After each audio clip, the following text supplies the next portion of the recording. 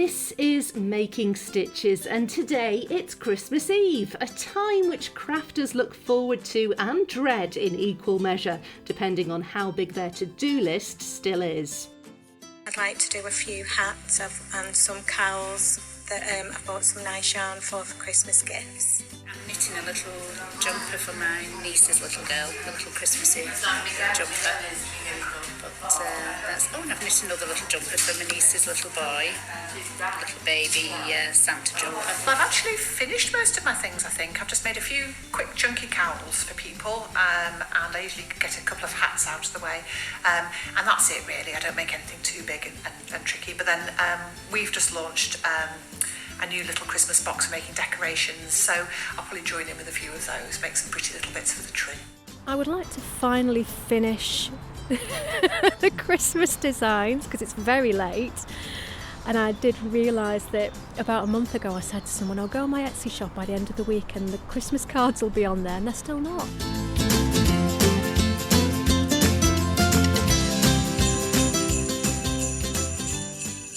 Hello and welcome to Making Stitches, and a very happy Christmas to you.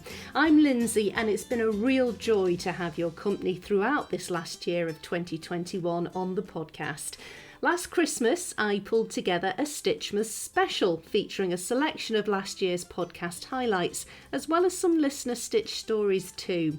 Well, that episode became the most listened to episode of all time on the podcast, so I thought I'd have another go at it this year. But this time it's going to be a little bit different. It's coming in two parts.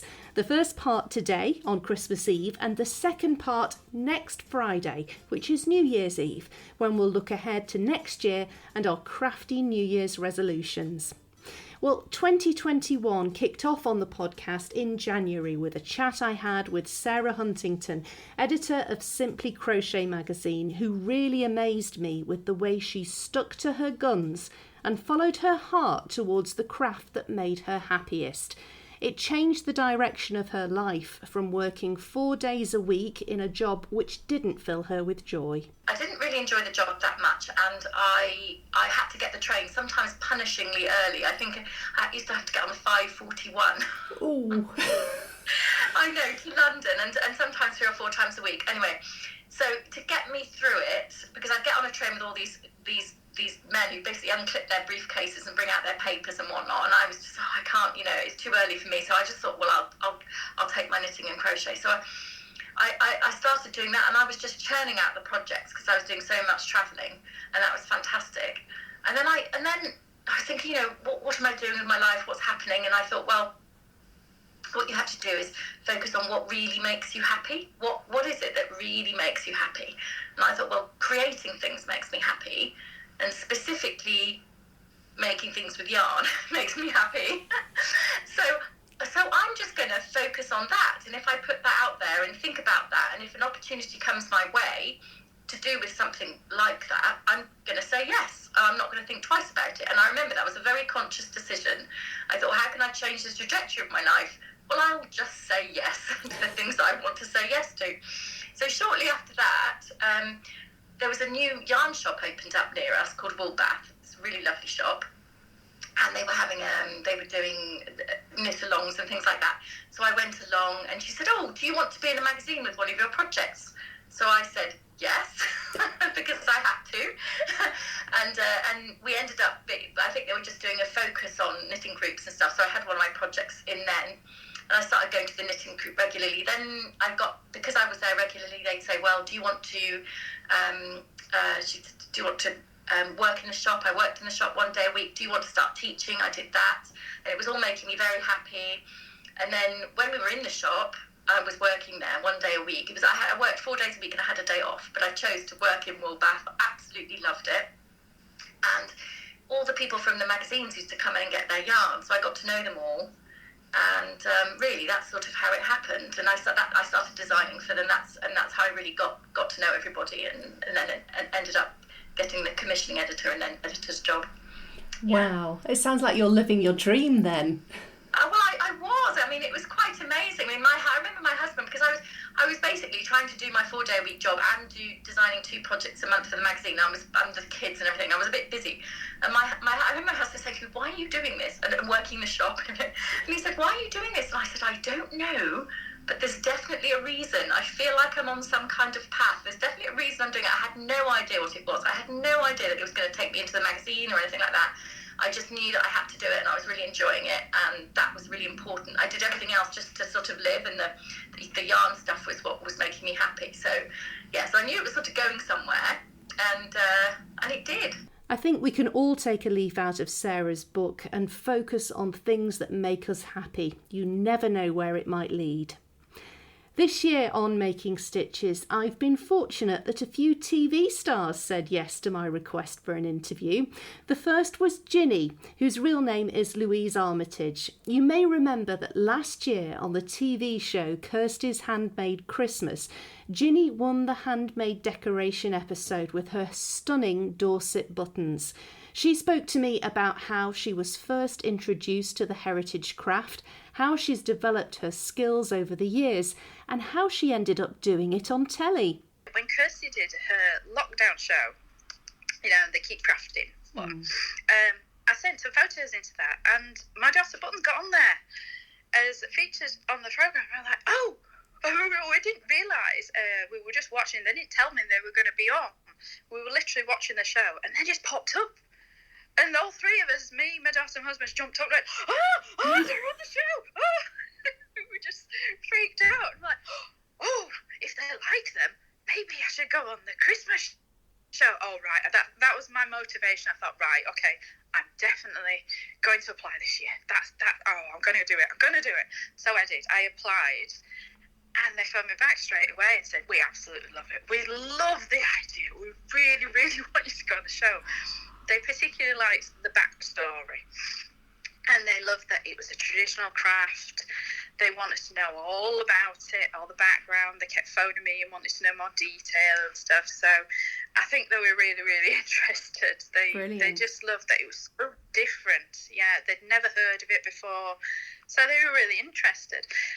So, yeah, lots of phone calls. And yeah, I was straight on the show, so that's brilliant. We didn't realise, but when I got there, it was so different. It's not like it should have been, We were, you get there and you're not allowed out your car until you've done your temperature and, you've got your mask on and you're sanitised, and then you're led by one person to a separate tent, and it was so, spaced out, and you're not allowed to meet the other contestants from the other bits, and it was different. It was, but we still had a fantastic time.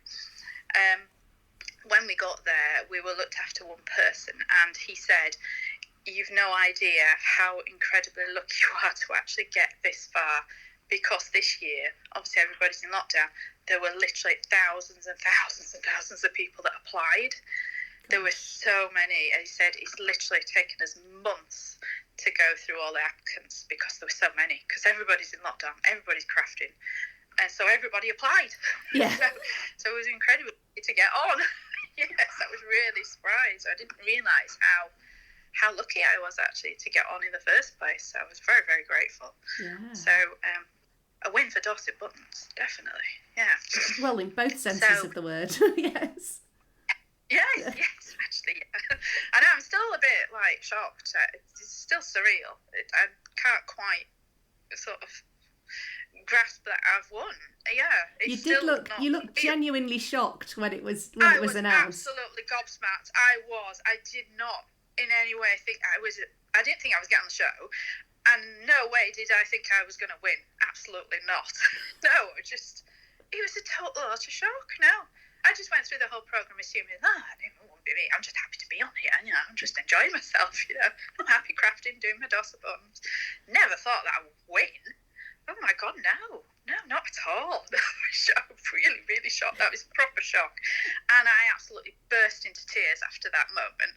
I was proper floods of tears. Like, oh my God. It was just hilarious afterwards. Everyone was taking photos of me crying, which was not particularly glamorous in any way. Which is even weirder because no one could hug you as well. Normally, I suppose everybody would be hugging you and stuff, but I was literally stood there 2 meters away from everybody else while they took photos of me sobbing. It wasn't glamorous either.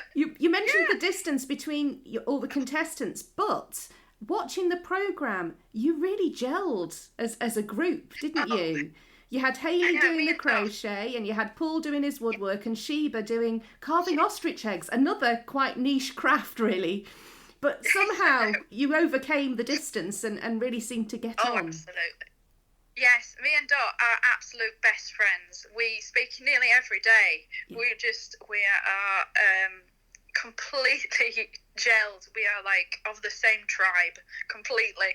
Gini's friend Hayley Shelton, who's also known as Dot, was also on the show and crocheted an adorable amigurumi reindeer head.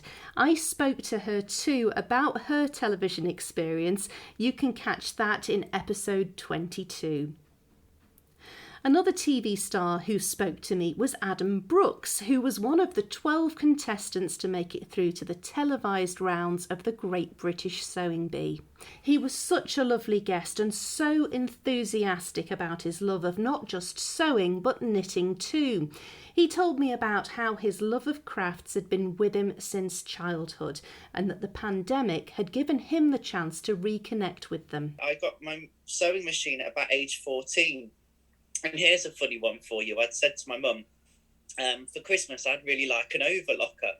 Now, if truth be told, I didn't really at that time know exactly what an overlocker could do, but I knew it was how to professionally finish off your seams on the inside. So that's why I wanted it. And I'd asked my mum for this machine, and she went, "Oh, what is an overlocker?" She hadn't got a clue. And I thought, well, that was the end of that. But Mum came through, and that Christmas I unravelled my overlocker, and that set me off making all sorts of things and using that, and making dresses. I love making frocks and things like that. And yeah, from then really I started training in musical theatre and love anything dramatic and musical, and that led me to my career as an entertainment director on board cruise ships. But because of working away so often, I didn't really have the chance to sit down and do much sewing. If at all, really. I hadn't touched a machine in about 15 years until last year when the pandemic hit, and I was seeing all these adverts and these wonderful people on the news that were sewing scrubs. And I thought, do you know what? I've got 2 machines sat there. I could do that. So dusted them off, pulled them out, and collaborated with a teacher of mine when I was at school, a lovely lady called Hina. And together, in a small group, we'd sewn a lot of scrubs. And, you know, when you first get out the machine, I'm like, oh, gosh, I really must give this an oil. And I needed to give myself an oil too, because I needed some refreshing. And started to sew and sent them back, and you know, put little wash labels in them that were just handwritten at that time. And Tina says, "Adam, your scrubs have came back so professional." I says, "Oh, don't be daft." I says, "I've not sewn in 15 years. And she said to me, "Well, have you ever thought about going on the sewing bee?" And I thought, wow, I love the show, but I said, I'll never get on that. And I applied at the 11th hour. To say just to humour Hina, it wasn't just that, but she was nagging me to do it in a good way. And I did it thinking I'd never stand a chance, really. And lo and behold, they got in contact with me and went through the whole process and ended up on the show. And I'm just so thankful for the experience, because it's one I'll treasure forever. And it's really boosted me back into sewing and anything creative.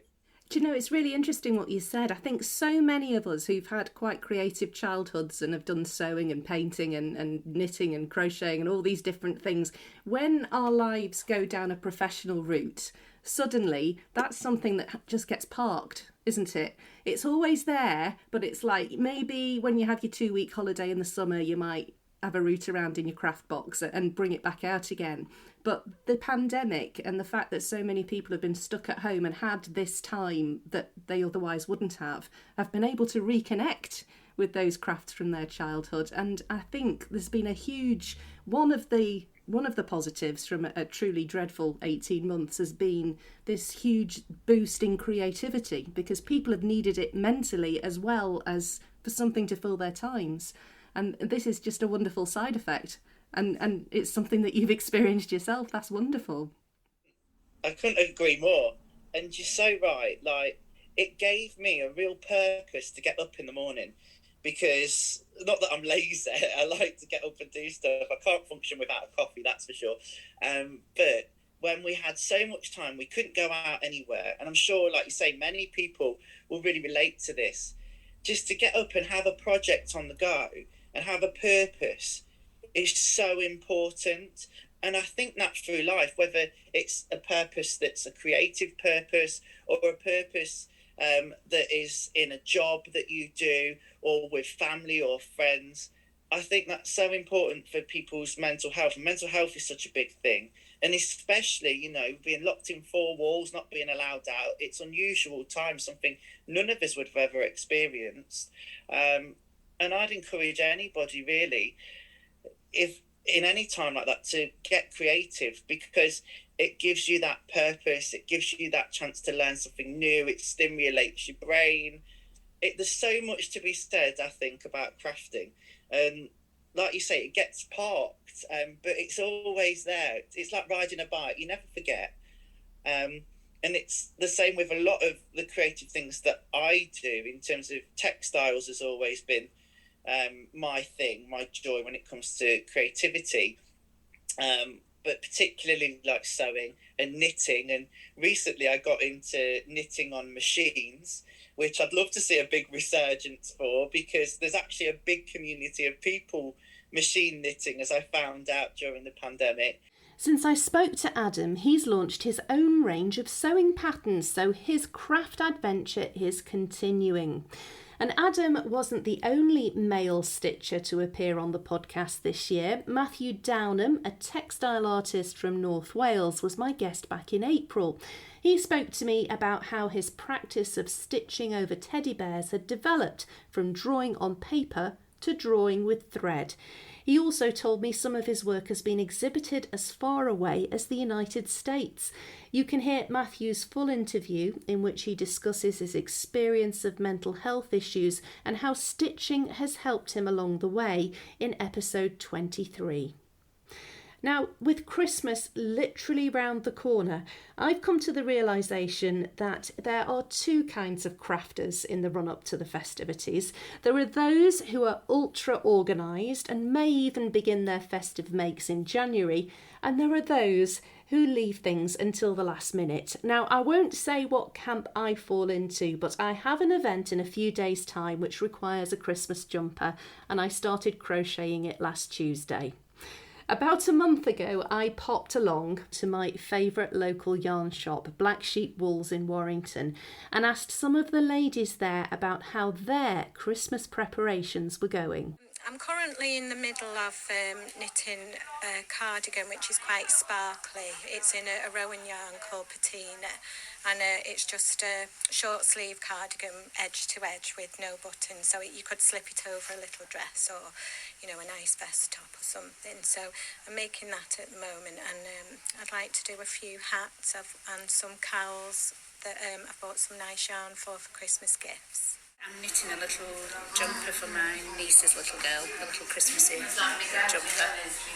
But that's... Oh, and I've knit another little jumper for my niece's little boy, a little baby Santa jumper. But I just tend to do one thing at a time, and then I might have quite a long gap in between. Well, I've actually finished most of my things, I think. I've just made a few quick chunky cowls for people, and I usually get a couple of hats out of the way, and that's it really. I don't make anything too big and tricky. But then we've just launched a new little Christmas box for making decorations. We've launched it today actually, so I'll probably join in with a few of those, make some pretty little bits for the tree. I'm sticking with yarn crafts for my next 2 highlights, and crochet in particular, which is my craft of choice. One thing both of these guests have in common was the fact that their craft has helped them cope with a really difficult chapter in their lives, one caused by ill health and the other a terrible terrorist attack which struck at the heart of her family. For Heather Griffiths, a career in law was what she'd set her sights on at a young age. It was while she was studying at university that she first picked up a crochet hook. Little did she know then that crochet and the crochet community would become so important to her and lead her to a total change in direction to crochet design and teaching others to follow in her footsteps. I am actually a qualified lawyer, and I have been working towards that for, 5 years of uni, however many years of work. But I actually learned to crochet during my second year of university, and it was something that I would do in between study breaks. It helps keep my hands busy, and therefore my mind quite peaceful. And so I was crocheting a lot, and then when I went back to uni the second time to do my masters, I started my Instagram account because I really wanted to find people that shared my love for crochet, because my family would be like, yeah, that's nice, but they just didn't get it. So I started Instagram, and then from there it snowballed into I wanted to start YouTube.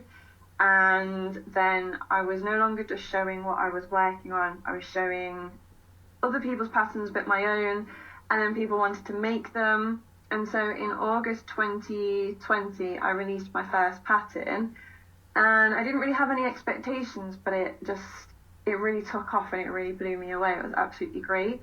And then I wasn't very well in December, and the job I had at the time didn't pay sick pay. You got like statutory sick pay, but not your actual wages.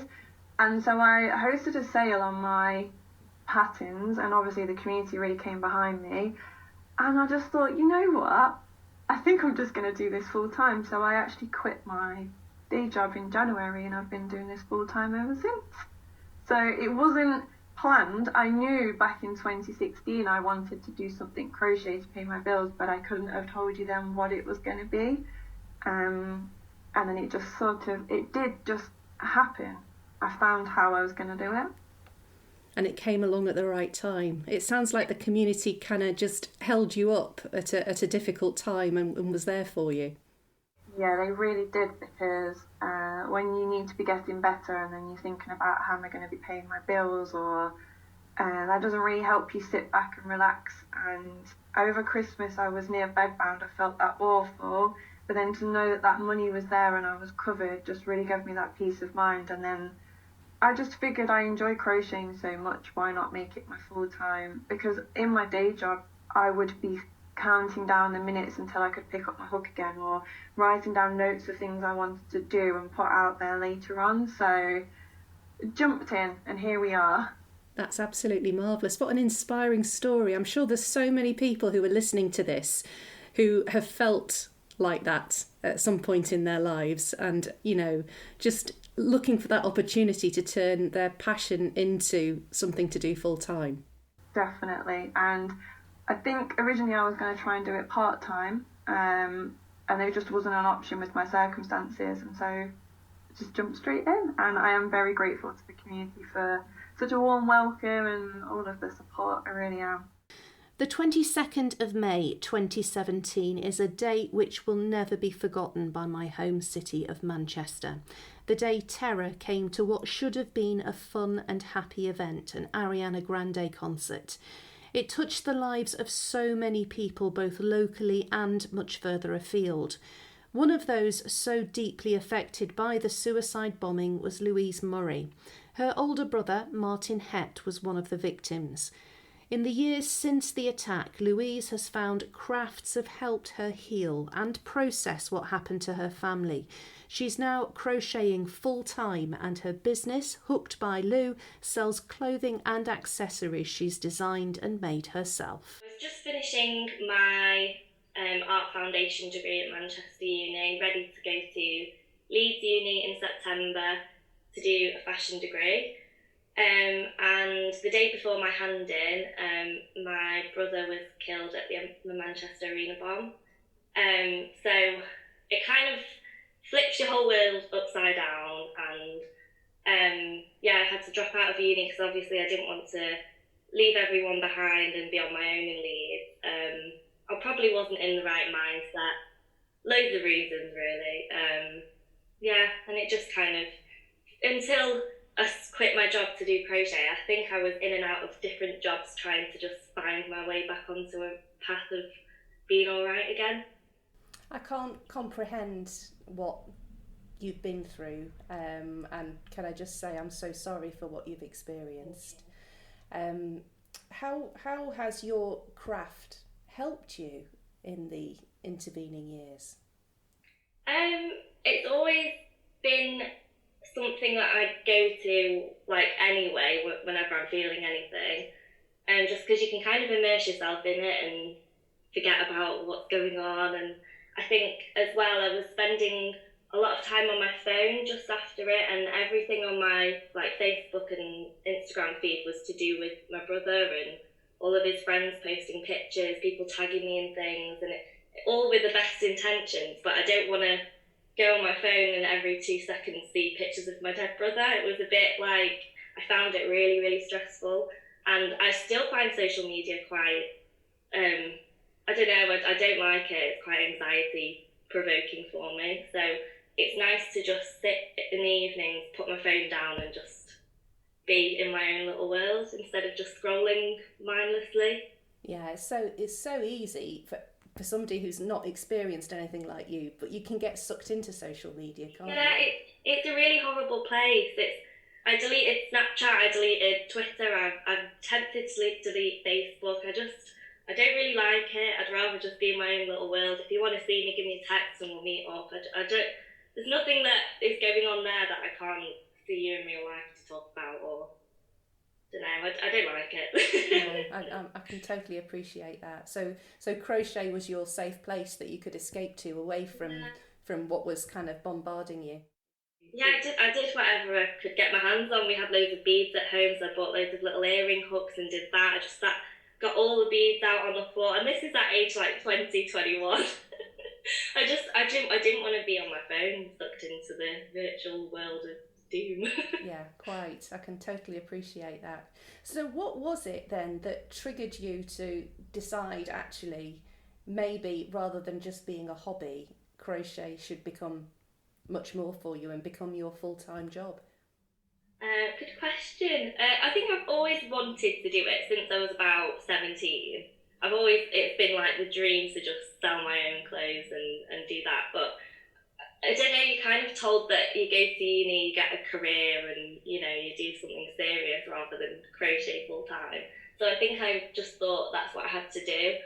And then I think obviously Corona happened. So I think there was just nothing else more to life other than getting up in the morning, going to work, coming home, getting up again, going to work. It was just a bit, I started being really like down, and I'd get up in the morning and cry before I got to work because I just really didn't want to go. I just wanted to come home and just do my own thing. And I just thought life's too short to be getting up in the morning and crying about going to work.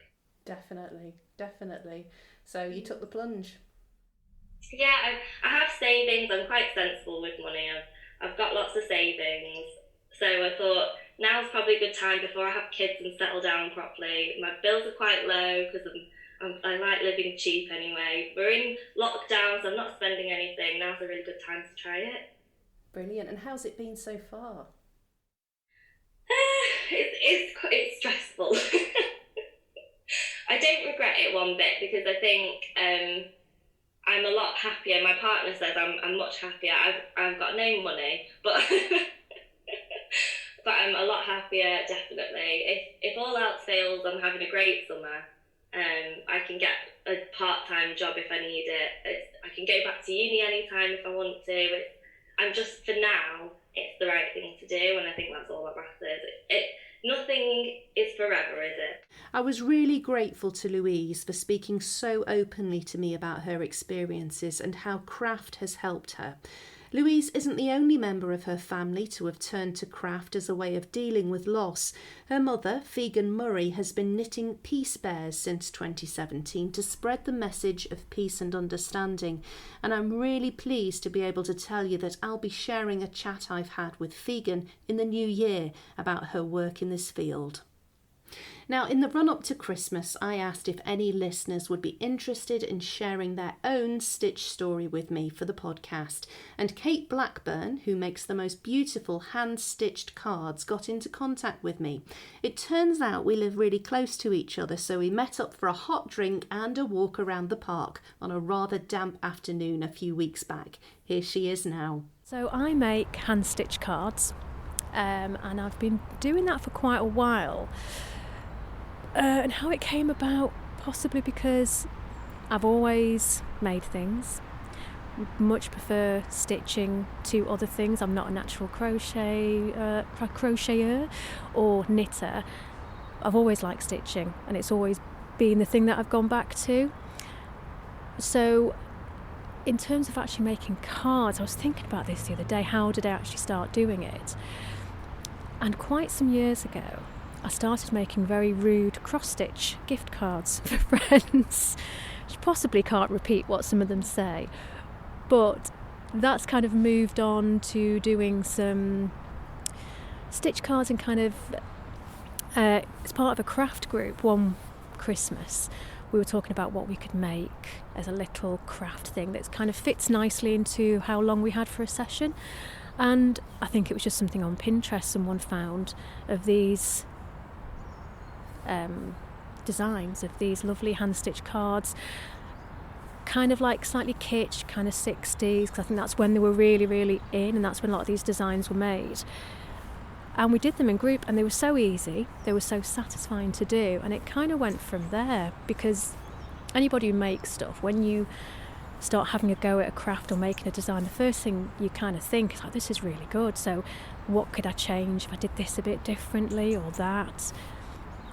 And you end up with coming up with something totally new. So that's really where it all came from. And then you go down the rabbit hole of coming up with more and more designs, and some don't work, some do work. And I've ended up with quite a few designs that I really like and seem quite popular as well. That's wonderful. So what kind of things do you have on your cards then, for somebody who's not seen your Instagram? So we have a lot of rainbow colours in different stitches, geometric patterns, stars, quite a lot of stars with multicoloured concentric, is that the right word? Concentric patterns. I've got a lovely rainbow card that's very popular. Just at the minute I'm doing Christmas designs which are based around starbursts and some nice Art Deco inspired patterns. So quite a lot of different designs. Anything that I kind of see that I quite like, that I can turn into something a little bit different, ends up on a card really. Well, that's wonderful. So you take your inspiration from anywhere? Yes. Yeah, a lot of social media surfing probably goes into it, because then it's worthwhile. It's working then, isn't it? It's not just surfing social media, wasting your time. Indeed. I like your way of thinking.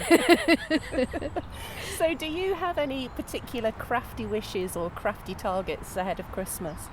Ahead of Christmas, I would like to finally finish the Christmas designs, because it's very late.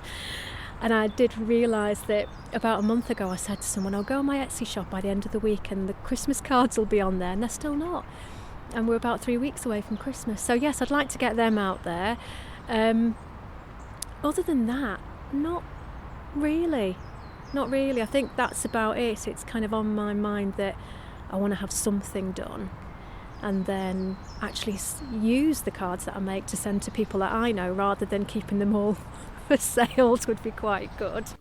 My thanks to Kate for sharing her stitch story on the podcast. I wonder if she managed to get her Christmas designs done in time. Well, that's all for part 1 of the STITCHMAS special of 2021. As with all episodes of Making Stitches, the podcast is supported by the Making Stitches shop, where you can find Making Stitches podcast merchandise and some of my own crochet patterns, which I'll be telling you a little bit more about in the next episode. You can also support the podcast making process by buying me a coffee. You can find a link to do that in the show notes for this episode. Well, thank you very much for listening. All that remains is for me to wish you a very happy Christmas and thank you for all the wonderful support this year. I'll be back again 1 week from now on New Year's Eve with another STITCHMAS special for you.